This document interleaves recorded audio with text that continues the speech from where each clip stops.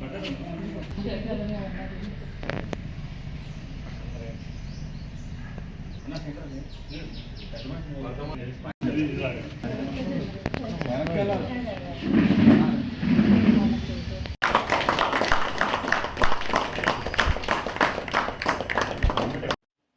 స్వతంత్ర దినోత్సవాన్ని పురస్కరించుకుని ఉమ్మడి అల్విన్ కాలనీ డివిజన్ మాజీ కార్పొరేటర్ దొడ్ల వెంకటేష్ గౌడ్ డివిజన్ పరిధిలోని పలు కాలనీలలో జాతీయ పతాకాన్ని ఆవిష్కరించారు.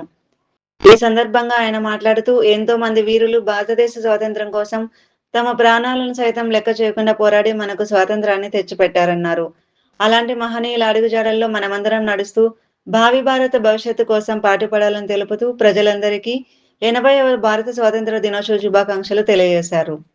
మొదటిగా డివిజన్ కార్యాలయం ఆశానగర్లో జాతీయ పతాకాన్ని ఎగురవేసిన అనంతరం Ayodhyanagar, Mahankalinagar, Alvin colony phase 2, goodwill hotel చౌరస్తా, Vijayanagar colony, Patel Gunda park, Alvin colony phase 1, Chakradhari colony, Venkata Papaiah Nagar, GSR Nagar, Konda Laxman Bapuji విగ్రహం వద్ద, Chandramma Nagar, Sainagar west, Tulasinagar, Chhatrapati Shivaji Nagar, Ambedkar Nagar, Shivamma colony, Dattatreya colony phase 2, Adarsh Nagar, Indra Hills, Rajiv Gandhi Nagar, PJR Nagar శివాలయం వద్ద, పీజేఆర్ నగర్ గణేష్ మండపం వద్ద, Mogulamma colony, Jayashankar colony, Bethell welfare association, Jayashankar colony చౌరస్తా, కేటీఆర్ కాలనీ, ఎన్టీఆర్ నగర్ రవిదాస్ మందిరం వద్ద, పాపమ్మ కాలనీ, ఎల్లమ్మ బండ భగత్ సింగ్ విగ్రహం వద్ద జాతీయ పతాకాన్ని ఎగరవేశారు.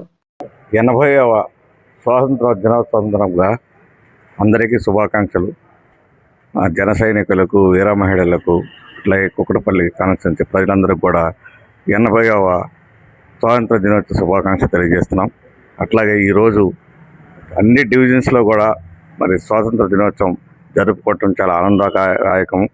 అనేక చోట్ల జన సైనికులు అందరూ కూడా మరి అనేక కార్యక్రమాలు చేస్తూ, సేవా కార్యక్రమాలు చేయడం జరుగుతూ ఉంది.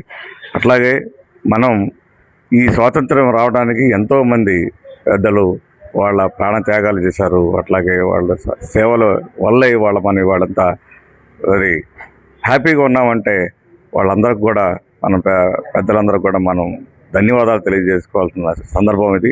కాబట్టి భవిష్యత్తులో కూడా వాళ్ళు ఏ ఉద్దేశంతో అయితే మనకు స్వాతంత్ర దినోత్సవం మనకు వచ్చిందో ఆ ఉద్దేశాలన్నీ కూడా మనం ముందుకు తీసుకెళ్తూ మరి దేశాన్ని అభివృద్ధి చెందుతూ చేయాల్సిన బాధ్యత ఉన్నది. మరి వికసిత్ భారత్ అనేది 2047 కల్లా వికసిత భారతం అంతా వికసించేటట్టుగా భారతదేశం అంతా కూడా పురోభివృద్ధి చెందేటట్టుగా చూడవలసిన బాధ్యత మన అందరి మీద ఉన్నది.